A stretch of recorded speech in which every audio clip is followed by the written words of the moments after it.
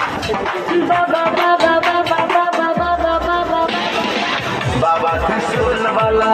बाबा डमरू वाला, हो बाबा नाग वाला, जाटा में गंगा वाला, चिलम में मरकले बसोटा हो, जल चढ़े बालोटे लोटा हो,